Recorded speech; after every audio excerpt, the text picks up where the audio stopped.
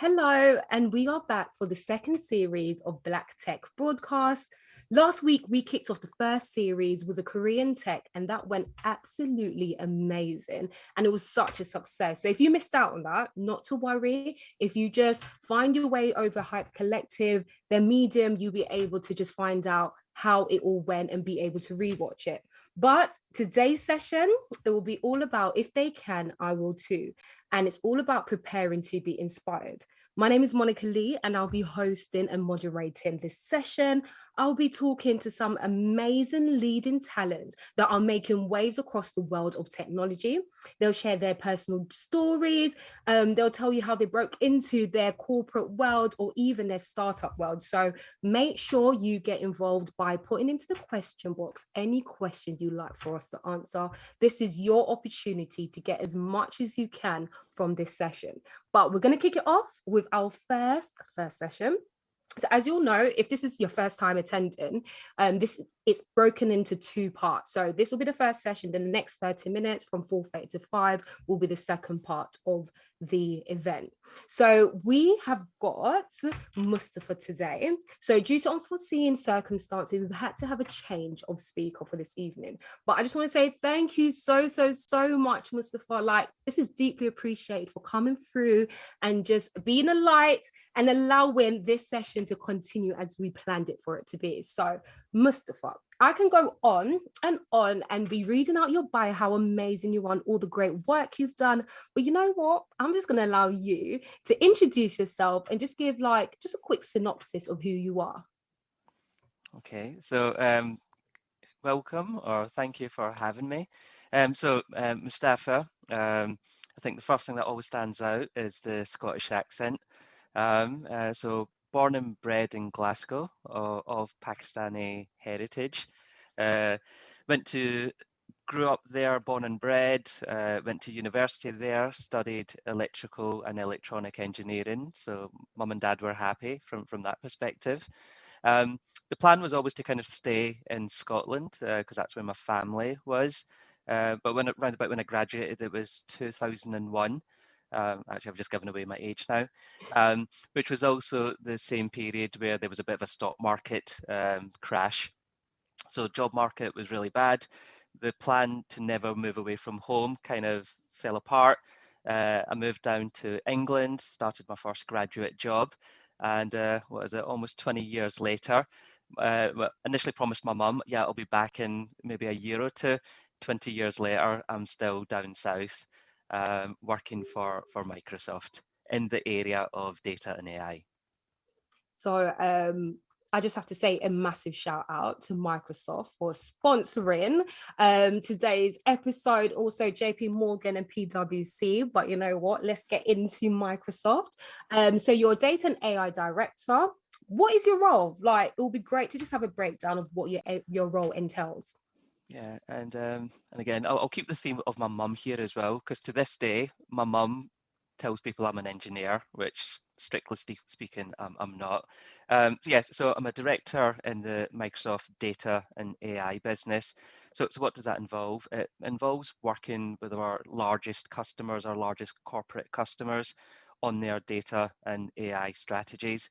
And that's on two fronts. So it's working with technical decision makers around the technology platforms, which is fundamentally what we sell them. In this world of that where we're surrounded by data, how do they bring that data together? How do they analyze it? How do they make better data decisions? So that's the platform piece. And then also engage with the business of those corporations as well. So this is working with the finance teams, the sales teams, the marketing teams, who are ultimately taking insights from that data and making better business decisions. So as a quick example, if you think about some of the biggest retailers, people might shop on ASOS, JD, Harrods, wherever, depending how rich some of the students on this call are. But if you think about them, that experience around going onto a website, selecting what you want to purchase, behind the scenes, it's all data, right? What are the offers the company's providing to you? What's their supply chain of getting those products through to you from their suppliers through to you as the end consumer? So that end-to-end piece is ultimately what we help support our customers on. Okay, very interesting. What does it look like on a day-to-day basis in an office? So obviously we can't do in an office work from, but working from home, how does it look like to you? Yeah, no, so on a day-to-day basis, it's basically this room for 12 hours a day. At times, it feels like. But yeah, no, it's super interesting, and actually, it's a good question, like because it has changed since COVID. So pre-COVID, it's been actually quite a cool job. So you get to travel around the world. So Microsoft, our HQ is in Redmond, Washington. So we tend to go to Washington quite a lot for large customer conferences. Um, Microsoft itself also does this really cool end of year. They call it a corporate event, but effectively it's a party, right? So that's just a big kickoff. They do a little bit of training. We have really they've had some quite famous people come and sort of perform for us. That tends to happen in Vegas, so that was really cool. And then also just with the actual customers that we work with, so you tend to travel Europe, Southeast Asia, working on their projects, what are their different initiatives. A lot of the companies are globally based, so different regional requirements and working that through. So that's what it used to look like, working with those customers, understanding what their specific deliverables are. That's typically attached to project plans. We then, my role then fundamentally is kind of working with them, aligning the Microsoft resource. So it's large teams that you're working with. So one project can be 20, 30, 40 plus people. So that whole orchestration, coordination, and then ultimately through to them leveraging Microsoft products and services. So imagine all of that now, and now you're doing that all on, in our instance, more Teams calls. So it's been a change in terms of how we work, how we operate, but it's very virtual. So still trying to do whiteboarding, lots of emails, lots of actions. But yeah, that's been a bit of a change in terms of how we work today. You know what? I can imagine from traveling, going around the world to now being in your room or in your office can be definitely a drastic change, but it looks really good that you're letting everyone know how it's working, because I can imagine it definitely being a shocker for those. So thank you for explaining pre-COVID and how life is now. But I think people would really love to know, how did you break into tech? Yeah, so my journey is quite interesting. So going right back to the beginning, I was relatively good at maths and physics. And again, I come from a more of an Asian culture, and sure quite a lot of people resonate with this. So with parents, it was be a doctor, be an engineer, be an accountant, or like one of those kind of more traditional kind of skill job sets. So did engineering at uni, and then my first graduate job that I moved to England for was actually in an engineering company. So more traditional engineering. And I guess the best way to describe it, I was a bit of a eager beaver. So like literally 3 months of joining the company, doing my role, it was like, okay, how do I get that next role? And actually, how do I get that promo? And how do I get here? And I still remember it. My manager was like, I don't want to be ageist, but it was like this kind of like 60-year-old guy. And you just used to be like, "Oh, okay, calm down, soldier. Like you do this role for 3 years, then you go do this thing over here for 2 years, then you do this thing, and then you get there." And I was like, right, okay then. And then when I get there, how much do I earn when I get there? And like the number that they sort of shared was like, okay, that's 10 years away, and it actually doesn't quite align with aspiration. At the same time, it's kind of like looking at job boards, and in IT, it was a lot faster paced from a few people that I knew that were in that sector. And even when you kind of look at job boards in terms of what they were getting paid and the opportunities, and felt a lot more aligned, especially that faster paced element. That was something engineering and I maybe never quite connected on. Um, and I want to say I had this super amazing career plan where I'd sort of worked out like data and AI is going to be this big massive thing. I'm going to work for Microsoft one day, and I'm going to go and get into data. It wasn't. I just the one of the companies, IT companies I applied for, kind of specialized in data. It was like real-time data integration. So this was kind of back in 2003, maybe 2004. So yeah, real-time data integration, high availability, all this kind of technical stuff. So I joined them, and that was really where my data career, I guess, started. And it was initially it was what a 200-300 person company, so it's a relatively small, based headquartered out in Canada. But what was quite cool about it being relatively small was you could get your tentacles into quite a lot of different things. So as long as you put yourself forward, or you were again eager to do something, they were like, oh yeah, you can do this, or do you want to do some sales stuff? You can do that. Do you want to do some marketing stuff? There's some stuff going on over here. So that was a great kind of learning. Um, and then, so I was there for a few years, kind of got that, tick box of experience, which is always the biggest challenge, right? So whenever you come out of, education, trying to get into opportunities, that question of, have you got any experience? And I was like, no, I've just come out of education. I need the experience, but can sometimes feel a bit of a sort of, ongoing loop. But yes, so once I had that experience, then kind of looking at sort of larger companies. So then went from that company to IBM. And that was then my sort of a big change in terms of working for a 200-person company to IBM. That was closer to 200,000 folk at the time. But again, great brand. And I think this is, again, another really important piece as well. Every job career aspect you do, you take different learnings. So the smaller company, it was great in terms of agility, getting involved in lots of different aspects. Going to IBM, again, very famous brand, large corporate, lots of processes, just really understanding how that structure works. And then I guess one of the other really valuable things I'd like to share with the audience as well, it's all about your network. So that first job that you do, when you leave uni or college or whatever, a grad scheme, it's really about getting that experience. When you're in that working world, it's about you're in the ladder. Then it's all about building your network, getting to know people. And when you get to a certain stage of life, your next job more than likely will be due to people that you know. So network, LinkedIn, again, really think about how you start building up those assets as you're going through your career. And in my instance, it was exactly that thing. So I was at IBM 7, 8 years. I had some really strong relationships. One of the managers left to go and work for Microsoft. And then one day just gave me a call, said, listen, why don't you come and join me at Microsoft? And that was it. And that was almost seven years ago. And then been at Microsoft since then.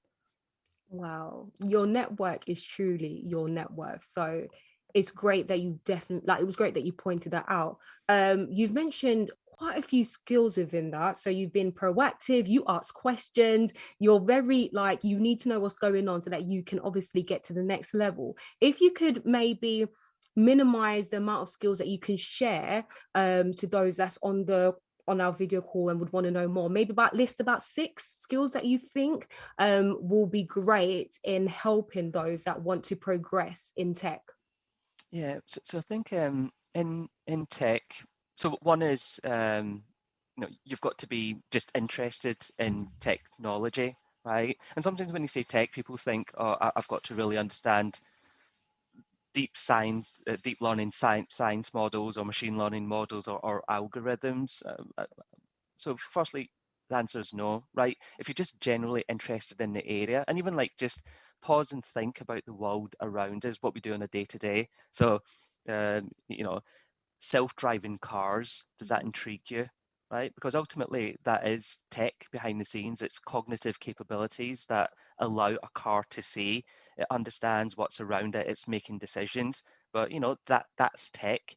Um, Netflix and YouTube, we're all doing a lot more of that now, especially with COVID, right? But underneath the covers, the way Netflix and YouTube provides recommendations around what you're viewing based upon your viewing habits, which optimizes our experience on those platforms. But that's machine learning models Mm-hmm. that are doing that as well. Microsoft Xbox games, I'm sure there's a few gamers out there as well, but again, based upon your player profile, that adapts your in-game experience, etc. as well. So I think firstly, to answer your question. So first one is just having an interest in those areas. Um, any job you do, listen, your job can feel like the longest thing, like it could drag your day out if you don't enjoy it, right? So regardless of what you choose, that's a really, really important piece. You've got to have a bit of a passion around it. I think that piece is really important. And then once you've kind of validated you've got a passion in it, even when people say tech, the world's largest companies now are tech companies. Microsoft, Google, Amazon, Tesla, I guess.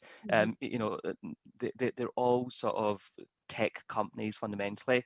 And when you think about these companies, the initial thought is, oh, yeah, you need to be technical to go to these companies. Actually, you don't, because these companies, I've got, if you want to go technical, you absolutely can, but you can go commercial, you can go more project management, program management, our finance, all of these function exist within these companies. So I think that's my other piece.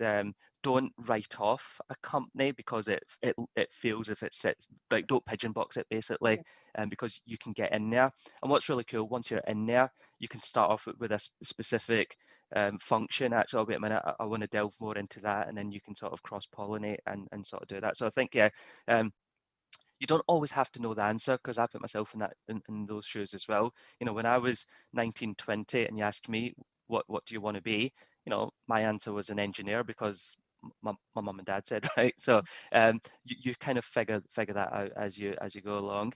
And then I think some of the other core skill sets really are, and no surprises here, you've got to be ambitious, Mm-hmm. driven, and creative. Creative's really, really important, because when you go to these organizations, right, I spoke about IBM, almost 200,000 people. Microsoft today, I think we're in the region of 100,000 people, right? And I just want just picture this, right? 100,000 people, that's the size of a town, a small town. Now imagine going to a town, right, where everybody's driven, everybody's ambitious, everyone, what's trying to get promoted, everyone's trying to, it's not just, oh yeah, you're not special.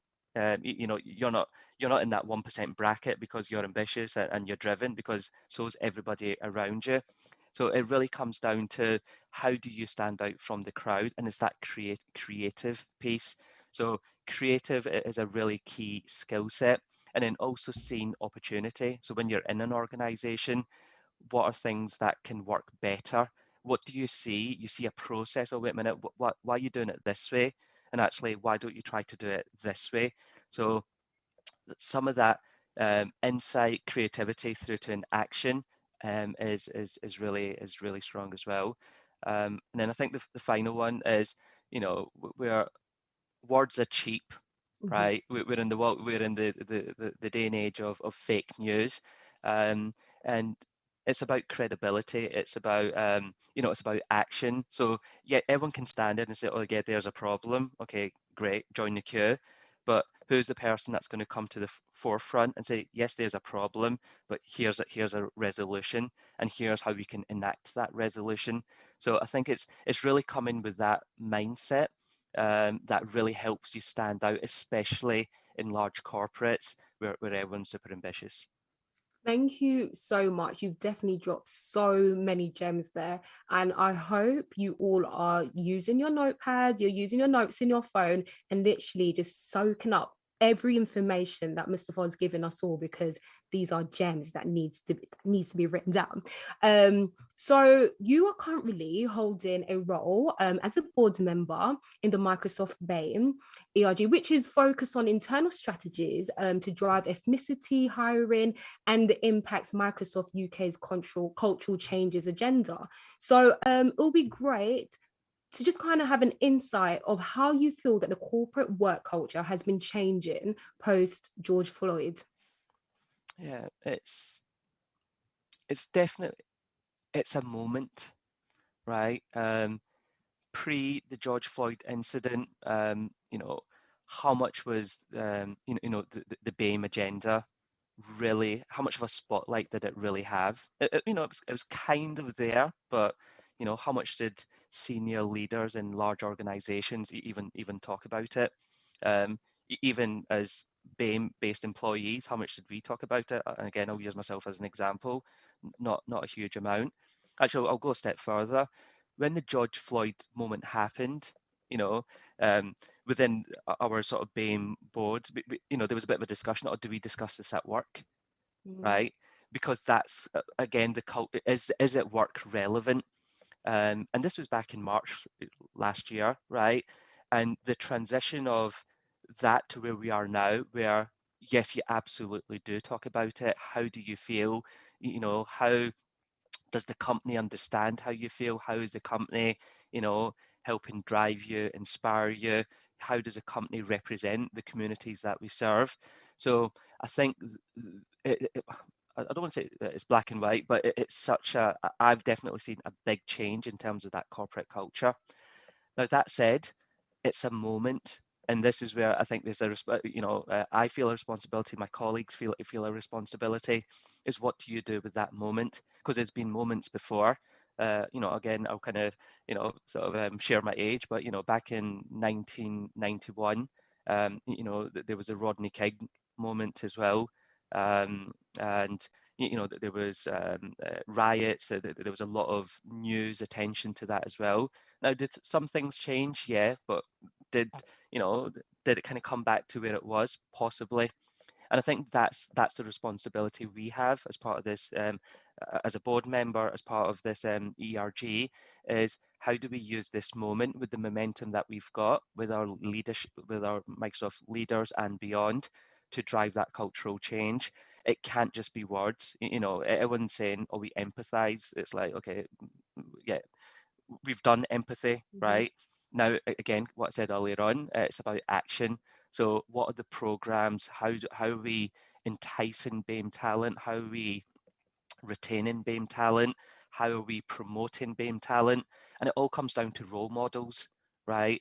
How are we inspiring the youth? Because even if it's subconscious, if you see somebody that looks like you in a leadership role, that tells you something. It tells you, wait a minute, maybe I can do that as well. But if you never see that around you, or at best what you see is 1% of that at times, that does have a subconscious impact. It creates a bit of a ceiling in terms of what you believe, what you can achieve. So I think it's that, hopefully that passion in terms of making that change is what we're trying to drive through. Thank you. Representation does matter. And also, thank you for your transparency, because I feel like a lot of people that's listening would love to know and understand if there is a shift in a culture. And it's great to know that Microsoft is putting things into place and implementing certain strategies to ensure that those that are underrepresented, those with protected characteristics, can be seen and can have an opportunity to rise within those businesses. So thank you for that. We've got a few questions from the audience. So, what is key when wanting to progress in a role? So, someone wants to know. What is key? Mm-hmm. So I think it's a little bit of what I said earlier on, right? So call it the foundations of ambitious energy. People resonate that they're human qualities. Somebody coming out, yeah, I can do that, versus, yeah, I want to do that straight away. That's the person you want to go for. So I think that drive, that ambition, and that creativity. It's because that creativity can sometimes really set you apart. Because if everyone's looking at something with one lens, but then you just come at it from a slightly different angle, see something slightly different. Um, it's these little nuances that help you, you know, and it's not big swings, you know, you don't have to come like from a totally different tangent, but it's these nuances that make the difference. You know, if there's any sports fans out there, right, just think about it. Think about some of the best footballers, the best boxers, you know, the best athletes. It's not something they're fundamentally doing different.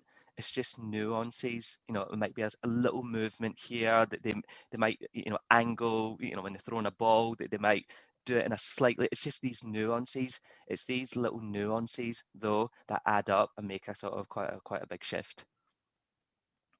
Thank you. And another question, what's been the biggest challenge in your career?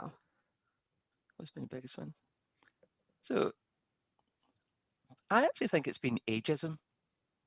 Mm. Because I think one thing I've always been has been ambitious. I think that sometimes comes through as well. And I, you know, I've two specific incidents I'll always remember. Actually, you know, I'll share them in a bit more detail. It was actually at IBM. So when I was at IBM, you know, I was in like sort of 20s, and you know, made a good impression, and they put me on their, you know, like biggest accounts, that drove the highest revenue. And I still remember there was a like senior VP guy that came across from New York, and when he came into the UK business, and he was like, "Why have we got our youngest guy on our most sort of, you know, highest incorporating accounts?" Because you know, just as the age range, I was kind of like in my 20 something, and most of the team were in sort of maybe 40s, was probably the more of the sort of 40s, early 50s was kind of the average age. So I guess just from a visual, it was like, wow, we got the youngest guy working on this stuff. um, so that was something I had to battle with. Um, but again, this is all, it kind of builds your character, because you know, it was like kind of taking on some of the things he had within his mindset, creating a bit of a network of supporters around me, and then ultimately showcasing the action. Like, here's what I've delivered, here's why I'm on those accounts, and then actually in the end, someone who was anti me a little bit, I guess, I still remember at the end of the year came back, and said to me, "I will never repeat this again, but I was wrong about you." So yeah, so I think that's probably one of the ones that kind of stands out. All right, that's a good testament. Thank you for sharing. You mentioned networking. Is there any other good ways other than LinkedIn to expand my network? Yeah, so I think in a workspace, in a workplace, listen, whatever you're hired to do, and as amazing as you might do it, the reality is it's expected, Mm. right? And I think network, actually one of the best places to network is what once you are in a workplace. So okay, so here's the function I work with, here's what I do, and I want to do that job to the best of my ability and be the best of it as I can, great. But now, where else can I go and delve into? Now, it's not part of my job role, but let me go and explore, right? Let me go and explore what are some stretch projects? How can I, you know, broaden my horizons? And now it does add extra workload, but again, it's these nuances again that really help me make you stand out. You know, different projects, different initiatives. And then over the years, even when I kind of think about some stuff, and it's just been partially due to intrigue, I was like, oh, but wonder how that bit works.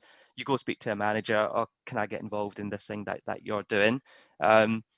It becomes a bit of a people thing, that they see that you're keen to help, so you get involved in it. And as you go through your career, all these little pieces add up, and before you know it, the one thing that you were, you know, kind of employed for, actually your skill sets broadened quite a lot. So you know, actually, even as an example, even the BAME ERG piece that we were doing, you know, it's been a great opportunity to work with our HR function, who previously, you know, in my day-to-day job, I wouldn't necessarily have engaged with, working with our global talent acquisition team. So I think it's these elements where you kind of broaden your network just by, again, kind of expanding beyond what you typically do day to day. Amazing. And just to finish off this conversation, as we've got about a minute left, what has Microsoft done well that you think other brands should copy? What's Microsoft done? So I think firstly, I really believe in our mission statement. It's actually one of the key things that kind of helps also builds me to Microsoft. So our mission statement is empower every organization and every person in the world to do more. Now, the empower every organization we do natively because that's, you know, our day-to-day job, but it's that empower every person piece. At Microsoft, there's a good culture where they really support you to do that empower every person piece. So for example, we can take days off to go, like, without impacting our days that we get off, to go and work on charitable projects within the community, stuff like that. But when we give to charity, Microsoft, or you're raising money for, you know, if you're going for a sponsored run or something, any money that you raise, Microsoft matches it as well. So that kind of, and there's been some amazing projects, don't have time to go into it just now, that we've done just as Microsoft colleagues within the organization. So I think really organizations to inspire that, yes, the day-to-day job, but that more of that community, given beyond, empower every person. I think that's really key. And then just having a strong voice as brands. You know, Microsoft is a very powerful brand. So Microsoft, you know, making a presence around a BAME agenda, around ethnicity, that naturally makes other organizations pay attention, but also makes governments pay attention as well. And I think the more and more companies and organizations do that, it goes right down from organization, down to community, down to cultural change that we need in the UK. Lovely. That's a great, powerful mission statement. So, thank you so much for sharing that. We have hit the point where the first session has been completed. Well, it was an absolute joy speaking to yourself. Mustafa, it was great. You gave some tips. Definitely were able to just help those that are aspiring to get into tech to just understand how it all works and how you've progressed and how others can be able to take maybe, you know, a leaf out of your book on how to just be the best version of themselves and to succeed. So thank you so much. Deeply appreciated that. So yeah, we're gonna go and head into the second session now. A super thank you to our fantastic sponsors, Microsoft, JP Morgan, and PwC, for sponsoring this episode, this series of BlackTech Broadcast. If you just joined the session now, not to worry, you'll be able to re-watch this very soon. So just keep checking out Hype Collective for updates. And if you don't know who I am, my name is Monica Lee and I'm the host for this afternoon. And yes, we're going to go straight into session 2. We have 3 beautiful women that are going to be talking about their journey, especially focusing on startups as well and their career and how they've got to the position that they are now and how they continue to thrive and literally just exude excellence. So I just want to jump straight in. We've got Aisha, who is a financial crime data analysis at PwC. We've got Sophie, who is a software engineer at JP Morgan. And we've also got Amina, who is a software engineer and content creator, also a part of the final panel for this afternoon. So you've all done incredible work and you know how it goes. I'm going to let you lot speak up your truth, talk up the things, and let them know how great you all are. So I will kick off first with Aisha. Please just give a small kind of bio. Don't obviously make it small about what you've done amazing, but just keep it, you know, just a bit swift so that we can be able to talk to you more about all the amazing stuff you've all done. So yeah, Aisha. Yeah, sure. Thanks, Monica, for this. So I'm Aisha. I'm from Senegal. So I'm not from here.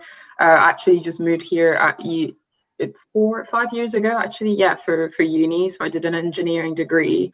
After which I started my job in financial crime data a year and a half ago at PwC. So I'll stop there for now. Thank you. We're gonna go in. Don't worry. Up next, we have got Sophie. Hello, Sophie. Please tell them all about you. Hey, so I'm Sophie. I work at JP Morgan. I've been there for about 2 years now. I didn't actually do a computer science degree, so I joined through their Tech Connect program. So I did that for about 9 months just to kind of learn the basics of coding and kind of get to grips with all of that stuff. And then, yeah, I joined their software engineering program in 2018. Amazing. And don't worry, we're going to go into more details about the programs and how you got there. So don't think that's just the beginning, like we've got more to give. And we've also got Amina. Hello, Amina. How are you? Hi, I'm good, thanks. Please just intro yourself, tell them all that you do. So I also didn't have a traditional route into tech. So I initially came from the film industry and I don't have a degree either, let alone a computer science background.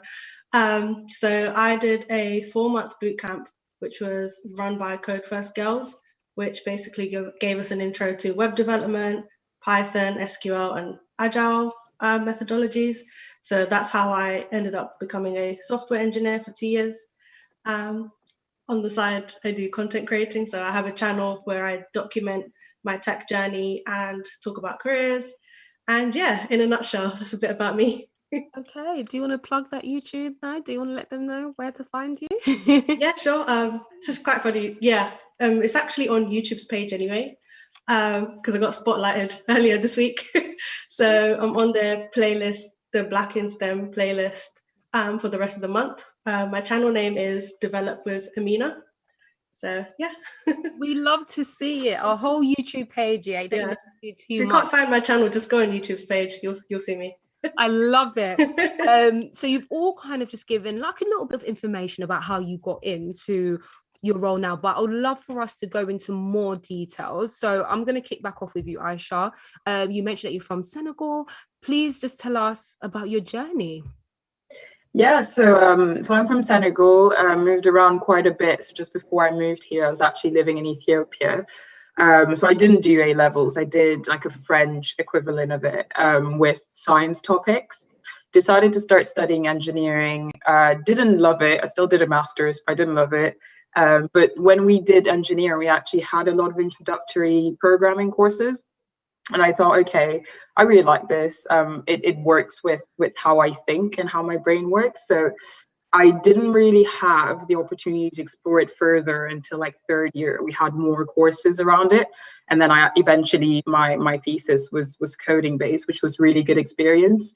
I did try to do like short courses on the side and boot camps, but that, to be honest, just didn't work. It's just not really like my learning style. So I really tried to take modules when I could, where I could code a little bit. And then I practiced a lot for interviews, applied for more data analyst roles because I thought I don't have a computer science background. So I might as well get into this industry with something that I can do and then hopefully get more technical, which was the whole idea with doing a job like this one. So yeah, that's kind of how I ended up doing data analysis at PwC. Thank you for sharing that. Also, I'll go next to Sophie. Please tell us more about your journey. You did mention that you attended a boot camp, so it would be great to just know more of how you got here. Yeah, sure. So I applied for the summit internship with JP Morgan. So that was that must have been like 2017, around that time, so like a year before I graduated. And then I did that in tech also. But I could tell like when I was there, people had already done computer science. So like the difference in learning was like just crazy. So they introduced me to this course called Tech Connect that JP Morgan run. And that's just like a 9-week thing, which starts before the grad program introduction. So say if you get like the offer from the internship, they sometimes will offer you this Tech Connect program. So you start off getting an introduction to like Java, introduction to coding, just they give you like a computer, like an area where you can practice and stuff. So it's really good to just kind of throw you in. It's intense, but I think it's a good way to kind of get into tech if you've not got any background whatsoever in tech, because it's kind of like they don't come in with the same expectation as someone from computer science. I know it can be intimidating. Like one of the hardest things is coming into like a job like this and then you just don't have the same skill set because you've just got to kind of like level up so fast. So yeah, that's how I kind of got onto the tech grad scheme. Amazing. Thank you so much for sharing. And also, Mina, it'll be great. I know you stated that you didn't attend university, and it'll be good to just kind of go more into details of how you got to where you are now. It's quite similar to what Mustafa said. Your network really is important. So just a fun fact, I've never actually had a job the traditional way. So all my jobs have been through social media, any opportunities, normally through social media or someone I know.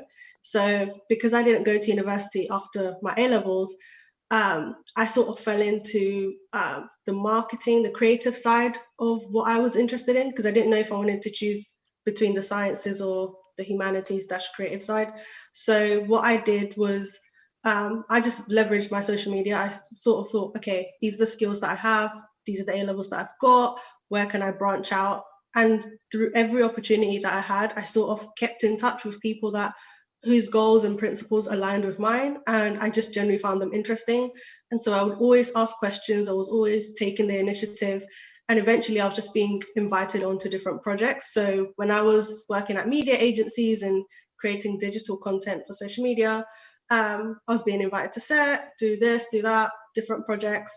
When I then transitioned into the film industry and we were working on a BBC series, while my role was within marketing, I was always asking questions about, oh, what's this script about? Or how does this get managed? Or what's going on here? And yeah, eventually I was just being invited to go on different things. And so I used that to build up my network. And then I connected with people that could then help me get to the next level because I wanted to progress. And then I thought, okay, while all this was happening, I was being exposed to some, like, initially it wasn't even coding that I was exposed to. It was more like digital design, UX, UI design that I was exposed to. And I thought, oh, this is a really great transition because I love how things look. I like to focus on what a customer wants. I like to focus on things like that. So I initially started exploring that and I thought I could merge that with my marketing background. But through that, I would come across roles where it was asking for like PHP or JavaScript, HTML, CSS, WordPress developing. So I thought, oh, maybe this is a skill that I need to add to my current skill set. And I just started like researching what code. I knew what coding was, but I just needed to know in a bit more detail, how does the web work from a technical aspect? What does it all mean to me? So through that, I just got really curious. And I remember I would tweet like, oh, coding might be the next skill I need to pick up. And I kept talking about it and just like documenting things I was learning. And then eventually someone just saw that I kept tweeting about it and sent me a link to a bootcamp that Code First Girls had collaborated with BT to do. So I just applied thinking, okay, let's see how this goes. I don't have a degree, I don't have a technical background. So eventually I got accepted onto that. And that's how I properly got exposed to coding. And yeah, I just kept going with that. It was very intense. Boot camps are very, very intense. But I really liked my cohort. I'm still in contact with a lot of them today. And I learned so much and I built networks through there. And then last year, when the first lockdown happened, I found myself working from home full time, away from family, away from friends. And I was like, okay, people keep asking me the same questions and I keep having to like individually message the same thing. So let me just document all of this properly. And I started a channel. So I just started talking about my tech journey. I started talking about like just my career journey in general, just different topics to do with tech, lifestyle, career. And through that, I ended up building even more networks. I filtered that through to Instagram and then also recently with Clubhouse. And I've just been connecting with different industry people through that and then through LinkedIn as well. And as I go through that, I realized that I'm also very passionate about accessibility within tech. So as a software engineer, while I was doing my bootcamp, I was exposed to accessibility for web development. It was a very small module, but I thought, wait a minute, why are we not told about screen readers? Why are we not told about what accessibility in web development is like and the benefits of it? But when I started my channel, while I was making my content accessible by just using subtitles, which I just thought was a normal thing because I watch stuff on Netflix with subtitles, so why not filter it to YouTube, But what happened was I accidentally tapped into a whole community that shut out quite a lot from these conversations, and that was the deaf and hard of hearing community. And they were like, "Wow, your content is it's so accessible." So I thought, wait a minute, this is a whole new community I've tapped into that I wasn't aware of that were tuning into my content. So then I just started doing research, like, how do I make it even more accessible? I started talking to a lot of people online who are in that community. What steps can I take to make it better? How can I learn to package information better for you guys? And yeah, through that, it just became a whole iteration of, okay, this is the feedback I got. This is what I need to improve on next. And it actually helped me document my tech journey better, because I started to think about how I enunciate my words, my body language.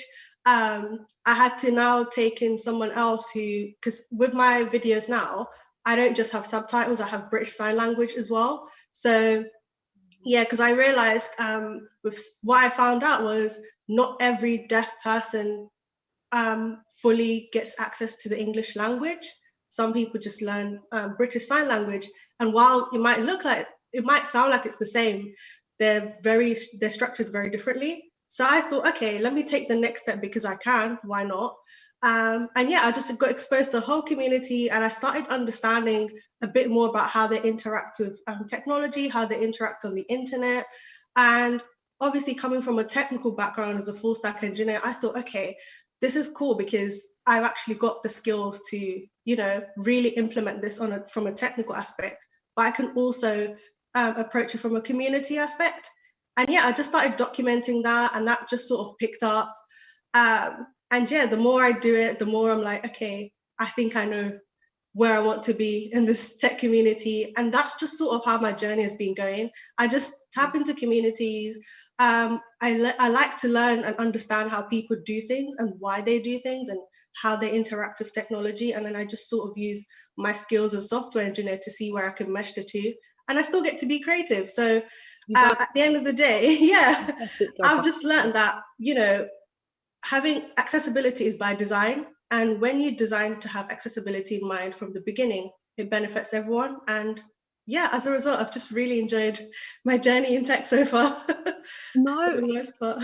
It's a beautiful journey, and even whilst you're sharing it, you can just see the love and the passion, and that's with both of you as well, Aisha and Sophie. Like, it's amazing and thrilling to be a part of this, so thank you for sharing, because I'm very sure so many people are going to be like, yes, I didn't even know that existed, I'm going to do some research. It's all about information, isn't it? It's the power of knowledge. If you know it, you'll be able to work on it. So Amina, you mentioned about being like, attending a boot camp. Also, Sophie, you mentioned the same thing. Sophie, would you recommend attending a boot camp to be able to get the skills that you need to be able to get into the career and the sector of tech? Yeah, I think so. I think mine's a little bit different to Amina's because it was kind of like a kind of side route that they do at JP Morgan to kind of like help you introduce into the tech world. But I think it will really help because, like I was saying before, if you try and come into like the software engineering program and then you haven't done any software engineering, it can be quite daunting. Even myself, like I joined and I was like, what the hell is going on here? Like, I don't know how to do any of this stuff that they all seem to just know in the back of their heads.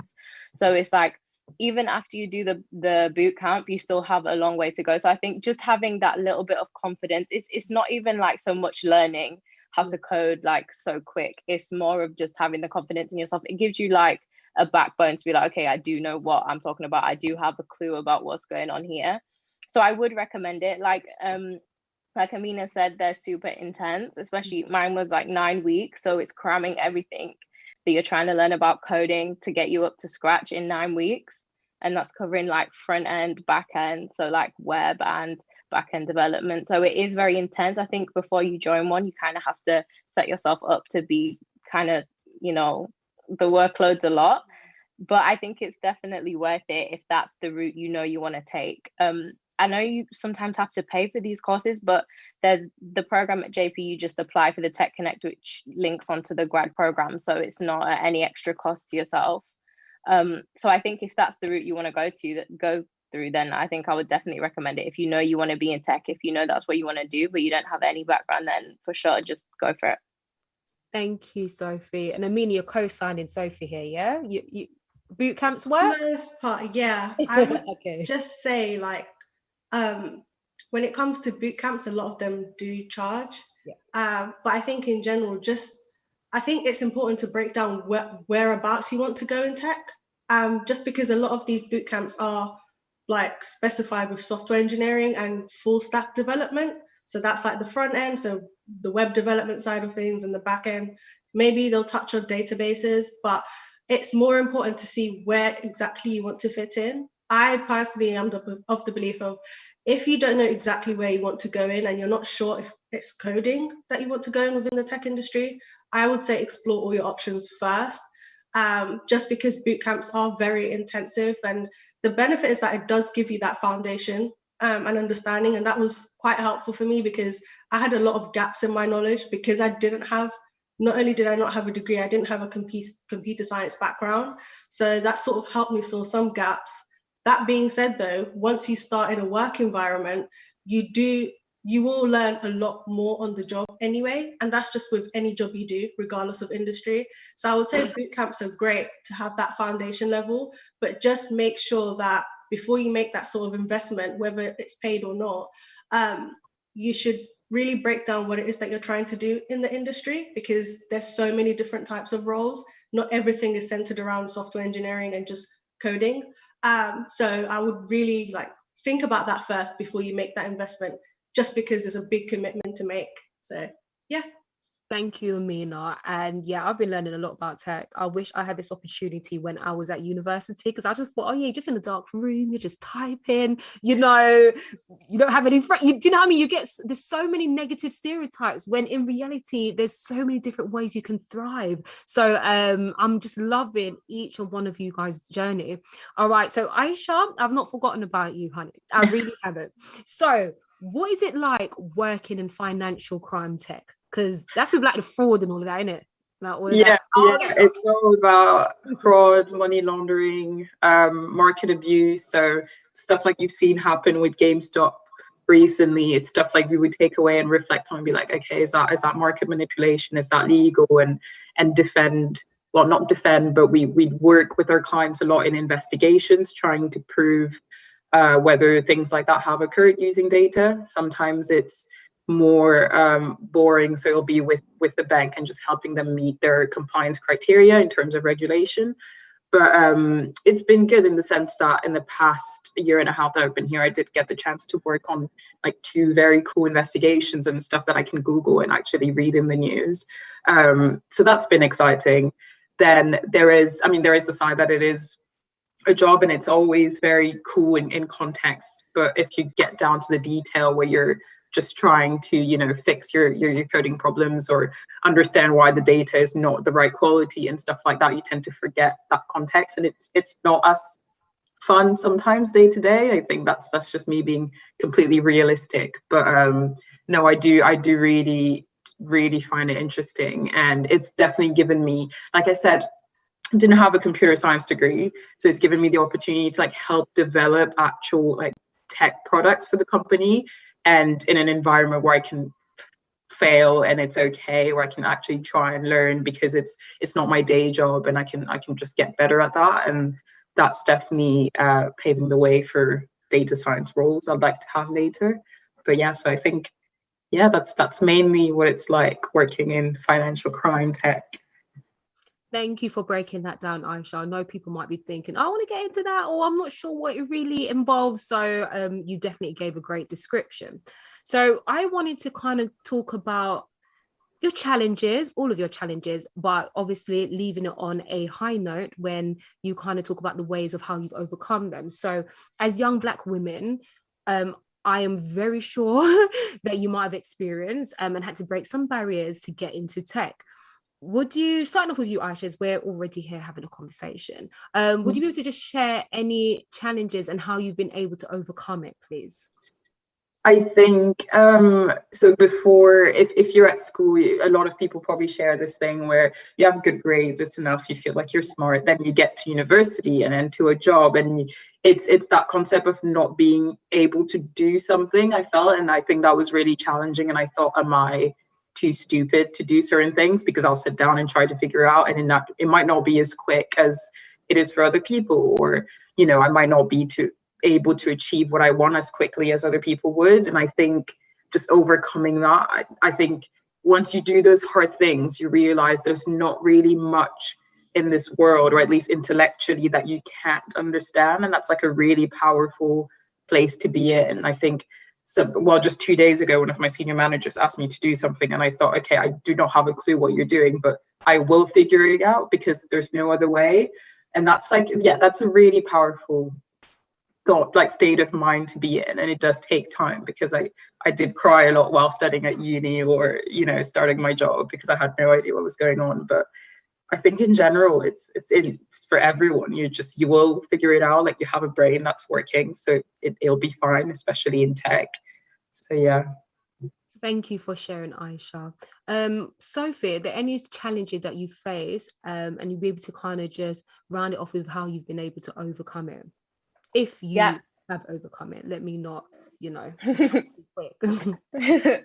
No, yeah, definitely. I feel like imposter syndrome is just crazy. That's probably like the biggest thing for me, like, especially when you're surrounded by people who kind of have a background in what you're kind of working in. Because obviously when we all joined together on the Tech Connect program, we were all just like, oh, can we do this?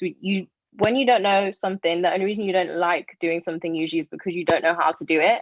So you start off kind of like doubting yourself, being like, oh, do I really want to do this? Should I really be doing this? But now that we've kind of we all kind of just came off the grad program, and we were kind of like, okay, we actually did it, we can do it. But if you asked us like 2 years ago, we'd be like, okay, we're not good enough, we can't do this, I don't know how I'm going to last here. Like, you just have all of these imposter syndrome like thoughts going through your head, and it's just, you need to just get out of your head, I think, and realize that you can't be comparing yourself to anybody, because more time, like, you have something in your personality or in a way of thinking, like, no one will think the way you do, no one will come up with the same solution as you do. It doesn't matter about your skill set a lot of the time. Well, it doesn't matter, but there's obviously different aspects to a person other than whether they can code or they can't code. So I think it's realizing that imposter syndrome is a thing, you recognize it, and you just push that to the side and be like, I'm going to do my job, I can do it. The same as what Aisha said. You just need to realize there's always a solution to something. If you don't know how to do something, ask for help. Like, asking for help isn't a weakness either. Everyone had to learn somehow. So I really do think it is, the main thing has been imposter syndrome and realizing that you can do anything. I think once you kind of reach the end of like a program, or like for me it was the grad program, coming off of that and like making associate and stuff, you kind of realize that, okay, cool, I can do it. And your thoughts can sometimes be a bit more detrimental than anything else, but yeah, you can do anything you want, really. Thank you for sharing, Sophie. Imposter syndrome, that is so real, so real. It's crazy.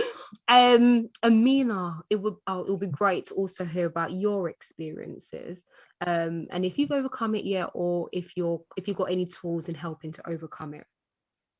I think this was mentioned before, but ageism. Yeah. So, you know, I finished my A-levels, 18-year-old, starting the corporate world. I stood out immediately just because of the way I look, my background, and then also my age on top of that. So that held me back a little bit. But for me, I just got to a point where it's like, at the end of the day, one thing I've realized about a lot of older people is that everyone's winging it, but just making it look good. So once I sort of really processed that, I just thought, if I'm going to fail, I might as well fail fast and fail forward, so that I can just get it over and done with, look at what I need to learn from it, and just keep it stepping. I had to learn that very quickly, especially when I was in the film industry, because things just move really fast. And so when that filtered into the tech industry, I just thought, okay, let me just keep a list of things I can do and things I have achieved, so that when I am feeling those moments of doubt, I can actually look back and be like, actually, wait, I couldn't do this once upon a time, now I can. So just stop doubting yourself. And also just constantly build communities and connections as you go along. Just because when you're not sure of something, having just those little bubbles that you can just tap into and be like, hey guys, I really need some advice on this, or is there any way that I could approach this or that? how do you think is the best way to solve this problem? That's really helped me a lot, regardless of what industry you're in. I think it's just very important to understand that there are going to be some things that you just don't know, and that's fine. And the cool thing about being in tech is that a lot of things are open source, first of all, just technically speaking, and just community wise, and people love helping. So I just feel like for me, it's just better to get all the doubts out of the way, and you're just going to find yourself stumbling forward when you start out, and then eventually you sort of get used to it, and you just become more curious as you continue to progress. And yeah, I would say community is the biggest thing for me. Like, I would not be where I am if certain people did not nudge me in a certain direction, if certain people didn't give me advice, if certain people didn't take a chance on me. Because when you're young without a degree and you already stand out as a Black, visibly Muslim woman, it's very easy, if you're not grounded in your principles and values, to sort of get lost in the crowd. So like, I'm super grateful for some of the communities that I've engaged with. I'm super grateful for some of the people that have really just taken a chance on me and just be like, you know what, okay, you don't have the typical background, but let's see what you can do, and just take advantage of that. Stay curious, stay engaged, and just keep tapping into the community. Like, you'll be very surprised at who's watching. You'd be very surprised at who feels inspired by what you can bring to the table, and then figure out the stuff that you need to learn as you go along. That's basically the corporate life, if I'm going to be honest, regardless of where you go. So that's what I've learned so far. And yeah, that's how I've overcome things. Thank you so much for sharing, Amina. So I didn't mean to cut you off there, but thank you for sharing. We have got some questions from the audience. I know time is super tight, but you three, should I say four, like, you've shared some amazing stories, and I can't lie, I'm so captivated. I'm like, the time's going, but I don't want you to stop, because these people deserve to hear all the amazing work that you've all done and how you've been able to just continue to be on that ladder growing. So thank you for sharing. Thank you for being vulnerable, and also sharing certain experiences that may not have been the best.